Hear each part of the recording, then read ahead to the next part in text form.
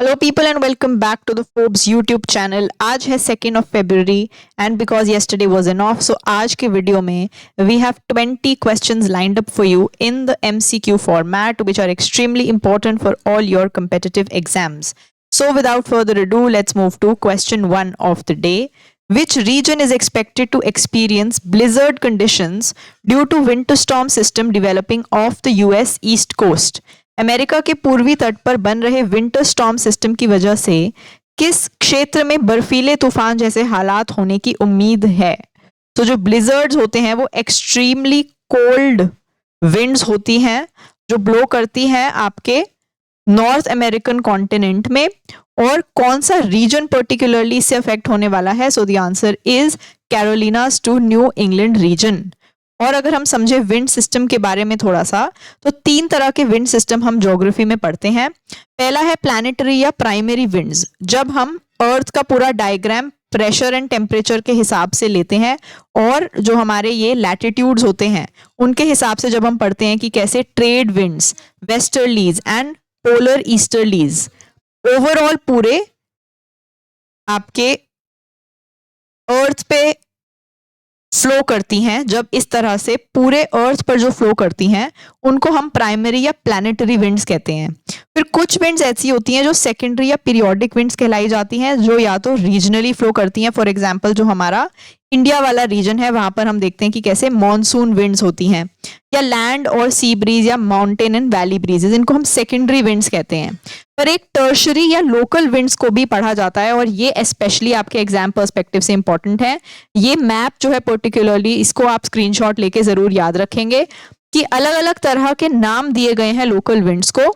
तो ब्लिजर्ड्स जो हमने इस क्वेश्चन में पढ़ा वो आप देख सकते हैं यहाँ पर है, north eastern part of region of the northern American continent. इसी तरह से नॉर्थ अमेरिकन कॉन्टिनेंट पे हमारे चिनूक, नॉर्दर्न, नॉर्थे, फिर ये सेंट्रल अमेरिकन की तरफ आ गए, पेम्पेरो इन साउथ अमेरिका। फिर इसी तरह से एशिया में भी कार्बुरान, बुरान, ये जो सारी लोकल विंड्स हैं इनका थोड़ा सा लोकेशन एंड नाम हम याद कर सकते हैं। Moving on to question 2, which digital platform replaced OCMS system for monitoring major central sector infrastructure projects?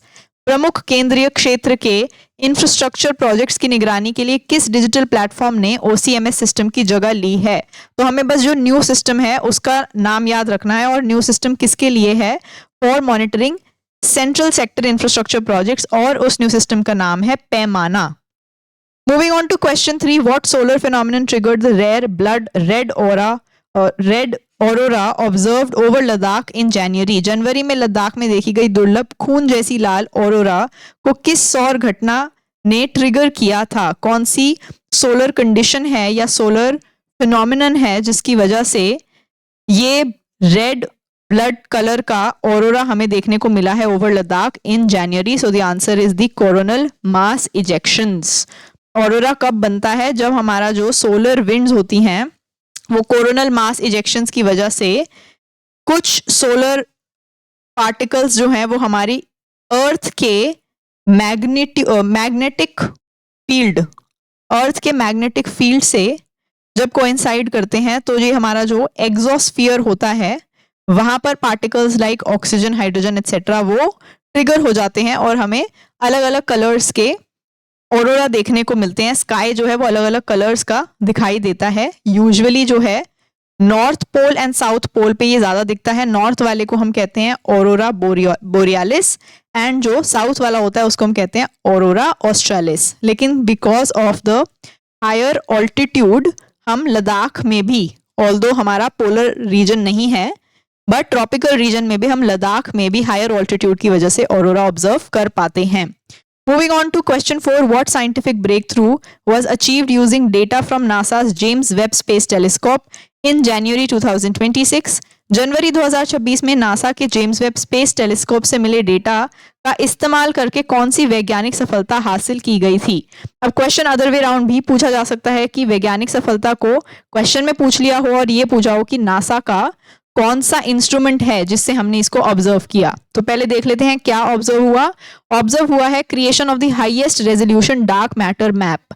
तो हमने डार्क मैटर का जो यूनिवर्स का मैप है उसको हाईएस्ट रेजोल्यूशन में बनाया है और वो हम ऑब्जर्व किससे कर पाए हैं? Data from James Webb space telescope of NASA. Question 5 है, according to world nuclear outlook report 2025, global nuclear capacity could reach approximately how much by 2050 if current plans are realized। World nuclear outlook report 2025 के अनुसार अगर मौजूदा plan पूरे होते हैं तो 2050 तक ग्लोबल न्यूक्लियर कैपेसिटी लगभग कितनी हो सकती है। अगर हम सिर्फ इंडिया की ही बात करें तो 2047 तक हमारा टारगेट है 100 गीगावाट न्यूक्लियर एनर्जी प्रोड्यूस करना। तो सिमिलरली अगर हम ग्लोबल लेवल पे बात करते हैं, so according to this report global level पे 2050 तक कितनी गीगावाट एक्सपेक्टेड है nuclear energy? So the answer is 1446 gigawatts. Question number 6 है, what base year has been proposed for India's revised consumer price index which is CPI series according to expert group report। Expert group की report के अनुसार भारत की revised CPI series के लिए कौन सा base year प्रस्तावित किया गया है? बेस ईयर वो होता है जिसका प्राइस हम कंसिडर करते हैं कंपैरिजन के लिए। हम उस साल के प्राइसेस को लेते हैं for comparison to the current year, और करंट ईयर से उस बेस ईयर के प्राइस से कंपेयर करके हम ये पता लगाने की कोशिश करते हैं कि कितना इन्फ्लेशन आ चुका है हमारे कंज्यूमर प्राइसेस में। तो पहले जो हमारा बेस ईयर था दैट वाज 2012 एंड अब रिवाइज करके बेस ईयर रखा जा रहा है 2024। इसको अभी प्रपोज किया गया है, एक्सेप्टेड नहीं है।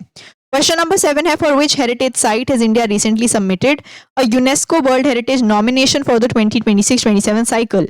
भारत ने हाल ही में किस हेरिटेज साइट के लिए 2026-27 साइकिल के लिए UNESCO world heritage nomination submit किया है? तो जो लेटेस्ट हमारी नॉमिनेशन है यूनेस्को वर्ल्ड हेरिटेज साइट्स के लिए वो कहां पर है? So the answer is living root bridges of Meghalaya. Meghalaya में ऐसा देखने को मिलता है कि जो ट्रीज हैं उन्होंने अपने रूट से ही ब्रिजेस बना लिए हैं कुछ इस तरह से।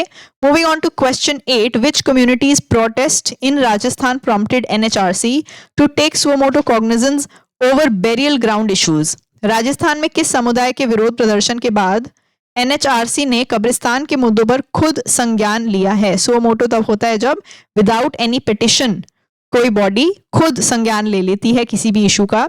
तो हमें यहाँ पर ये बताना है कि राजस्थान की कौन सी कम्युनिटी से रिलेटेड ये इशू है जिसमें एनएचआरसी इन्वॉल्व हुआ। सो द आंसर इज काल बेलिया। हम क्वेश्चन अदर वे राउंड भी याद रखेंगे कि काल बेलिया ग्रुप या जो कम्युनिटी है वो किस स्टेट को बिलोंग करती है। So then your answer would be Rajasthan. Question number 9 है, which mineral has India recently classified as a critical mineral to boost domestic production and reduce import dependence. हाल ही में भारत ने किस मिनरल को घरेलू उत्पादन बढ़ाने और आयात पर निर्भरता कम करने के लिए क्रिटिकल मिनरल के तौर पर क्लासिफाई किया है? तो अगर हम इस टर्म को देखें क्रिटिकल मिनरल, तो क्रिटिकल मिनरल अपने आप में कोई रेडीमेड लिस्ट नहीं होती है। हर कंट्री जो है वो depending on its own needs अपनी जो डेवलपमेंटल नीड्स होती हैं उसके बेसिस पर एक लिस्ट बना लेती है कि ये हमारी कंट्री की डेवलपमेंट के लिए मिनरल्स हैं जो कि क्रिटिकल रहेंगे, इंपॉर्टेंट रहेंगे।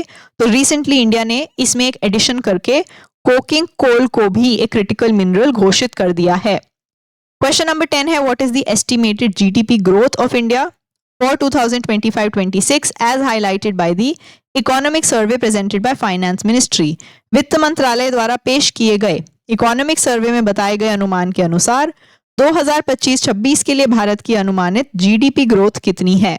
तो इंडिया के जो ग्रोथ प्रोस्पेक्टिव्स हैं वो या तो bodies like IMF, world bank, Oxfam etcetera वो बताते हैं, या फिर इंडिया का खुद का इकोनॉमिक सर्वे भी बताता है जो कि रिसेंटली रिलीज हुआ है। तो वो इस साल के लिए प्रोजेक्ट करता है हमारी growth 7.4%। Moving on to question 11, which safety technology did Indian Railways expand across 472.3 kilometers in early 2026? 2026 की शुरुआत में भारतीय रेलवे ने 472.3 किलोमीटर में कौन सी सेफ्टी टेक्नोलॉजी का विस्तार किया है? अगर आप थोड़ा सा भी न्यूज़ फॉलो करते हैं तो जो लास्ट बालासोर ट्रेन एक्सीडेंट हुआ था उसके बाद ये पर्टिकुलर सेफ्टी टेक्नोलॉजी बहुत ज़्यादा न्यूज़ में बनी रही। द आंसर इज द कवच वर्जन 4.0 ऑटोमेटिक ट्रेन प्रोटेक्शन। इस कवच सिस्टम से कोई भी मेजर ऑब्स्ट्रक्शन आने पर जो ट्रेन है उसमें सेल्फ ब्रेक मौजूद होगी। Moving on to question 12, which issue did supreme court of India uphold as part of right to life under article 21 in 2026? 2026 में भारत के सुप्रीम कोर्ट ने आर्टिकल 21 के तहत जीवन के अधिकार के हिस्से के तौर पर किस मुद्दे को सही ठहराया है? तो इसमें से कौन सा मुद्दा है जो कि अब तक आइडेंटिफाई नहीं किया गया था अंडर आर्टिकल 21 और अब सुप्रीम कोर्ट ने उसको प्रोनाउंस कर दिया है as part of article 21? So the answer is menstrual health and hygiene. Recently supreme court ने कहा है कि जो भी मेंस्ट्रुअल हेल्थ एंड हाइजीन के प्रोविजंस होते हैं वो आर्टिकल 21 के under right to life and dignity के तौर पर फंडामेंटल राइट होते हैं किसी भी सिटीजन के, स्पेशली उन गर्ल स्टूडेंट्स के लिए जिनको या तो जेंडर डिस्क्रिमिनेशन की वजह से पढ़ाई नहीं कर पाते हैं या फिर पॉवर्टी की वजह से उनको अपना मेंस्ट्रुअल हेल्थ एंड हाइजीन के लिए कंडीशंस नहीं मिल पाती, तो वो उनके साथ ज्यादती है अगर स्टेट या गवर्नमेंट ये सब प्रोवाइड ना करवा पाए। Moving on to question 13, according to Economic Survey 2025-26, what is a key risk associated with India's rising digital and smartphone access? Economic survey 2025-26 के अनुसार भारत में बढ़ते डिजिटल और स्मार्टफोन एक्सेस से जुड़ा एक मुख्य जोखिम क्या है? कौन सा रिस्क है जो कि जुड़ा हुआ है increasing digital and smartphone access से? तो अगर हम एक बार ऑप्शंस भी देखें, पहला ऑप्शन है रिलेटेड टू मेंटल हेल्थ, दूसरा ऑप्शन है एग्रीकल्चरल आउटपुट, तीसरा है रिड्यूस्ड इंटरनेट इंफ्रास्ट्रक्चर एंड चौथा है फॉलिंग लिटरेसी रेट्स। इसमें से सबसे प्लॉजिबल आंसर जो लगता है हमें वो है obviously answer 1। Increased mental health challenges देखने को मिल रहे हैं क्योंकि इंडिया में डिजिटल एंड स्मार्टफोन एक्सेस बढ़ रहा है। Direct link to agricultural output तो बिल्कुल भी नहीं है, तो ये ऑप्शन एनीवे एलिमिनेट हो जाता। रिड्यूस्ड इंटरनेट इंफ्रास्ट्रक्चर ये एक कॉज हो सकता है कि लोगों तक एक्सेस नहीं पहुंच रहा, एक्सेस ना पहुंचने का, पर क्वेश्चन है कि एक्सेस पहुंचने से कौन सा रिस्क है। So again this answer also gets eliminated. और फॉलिंग लिटरेसी रेट्स, ऐसी कोई मेजर स्टडी अभी नहीं आई है जिसने स्मार्टफोन को लिटरेसी रेट से डायरेक्टली लिंक किया हो। So obviously the most plausible answer is option 1। Question 14 है where has the Bihar government approved pilot installation of Annapurti grain ATMs for streamline PDS distribution? Bihar सरकार ने सुव्यवस्थित पीडीएस वितरण के लिए अन्नपूर्ति ग्रेन एटीएम के पायलट इंस्टॉलेशन को कहाँ मंजूरी दी है? तो क्वेश्चन ये भी पूछा जा सकता है कि कौन सी स्टेट ने अन्नपूर्ति ग्रेन एटीएम्स को लगाना चालू किया है? तो there your answer would be Bihar, और बिहार में पायलट इंस्टॉलेशन हुई है in the city of Patna which is your capital city. Question 15 है which official document highlighted structural barriers limiting women's participation in salaried and formal employment in India in 2025-26?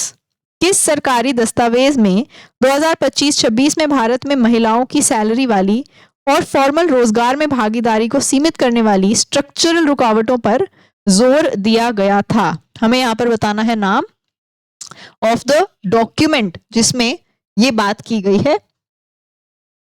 And the right answer for this particular question is the Economic Survey 2025-26. Moving on to question 16, which state launched the Mukhyamantri Gramothan Yojana to develop taluka headquarter villages with modern infrastructure in 2026? किस राज्य ने 2026 में आधुनिक infrastructure के साथ तालुका मुख्यालय गांवों को विकसित करने के लिए मुख्यमंत्री ग्रामोत्थान योजना शुरू की है? तो मुख्यमंत्री ग्रामोत्थान योजना कौन सी स्टेट ने लॉन्च की है? The answer is Gujarat. Question ये भी पूछा जा सकता है कि गुजरात की सो एंड सो योजना का मेन मोटिव क्या है? So then your answer would be to develop taluka headquarter villages with modern infrastructure. Question number 17 है what is the name of humanoid robot scheduled to fly on ISRO's first uncrewed Gaganyaan mission? ISRO के पहले बिना crew वाले Gaganyaan mission पर उड़ने वाले humanoid robot का नाम क्या है? तो वैसे तो जो हमारा गगनयान मिशन है उसमें इवेंचुअली हम चाहते हैं कि वो एक मैन्ड मिशन हो, लेकिन उसकी टेस्टिंग के लिए हम अभी एक ह्यूमनॉइड रोबोट भेज रहे हैं, एक ऐसा रोबोट जो कि ह्यूमन जैसा बिहेव करेगा ताकि हम उसको टेस्ट कर पाए हमारे मिशन को। सो जो ह्यूमनॉइड रोबोट भेजा जा रहा है उसका नाम है व्योममित्र रोबोट। क्वेश्चन नंबर 18 है Where was the 5th edition of Ruzoma Orange Festival held in January 2026? जनवरी 2026 में रूजोमा ऑरेंज फेस्टिवल का 5वां एडिशन कहाँ आयोजित किया गया था? जो भी इस तरह के क्वेश्चंस में जो भी आपको सबसे क्लोजेस्ट या डायरेक्ट ऑप्शन लगे वो यूजुअली करेक्ट होता है। जैसे कि इधर क्लियरली हमें नाम ही दिया हुआ है, रूजोमा विलेज नियर कोहिमा, नागालैंड। सो वही हमारा सही उत्तर भी है। क्वेश्चन नंबर 19 है, where will the 6th national crop nutrition summit and B2B expo be held in February 2026? फरवरी 2026 में छठा नेशनल क्रॉप न्यूट्रिशन समिट और B2B एक्सपो कहां पर होगा? तो हमें बताना है where is the host city और the host location of this particular summit and expo, and the answer is National Stock Exchange, Mumbai. Last question of the day है, which public sector enterprise received Great Place to Work certification for the period February to February 2026-27?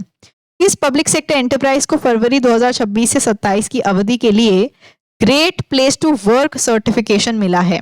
ऐसे unique names जो है वो usually याद रह ही जाते हैं, however ना रहे तो फैक्चुअल क्वेश्चंस को याद रखने का तरीका होता है revision. Here, the right answer for this particular question is SAIL, which is your Steel Authority of India Limited. With this, we finish off our 10 questions, our 20 rather questions of the day. If you like the video, then please subscribe to our channel and follow us on all our social media channels for ebooks, ePDFs, and lots of daily updates for free. You have to join our Telegram. The link is in description. Thank you. Bye-bye and keep learning.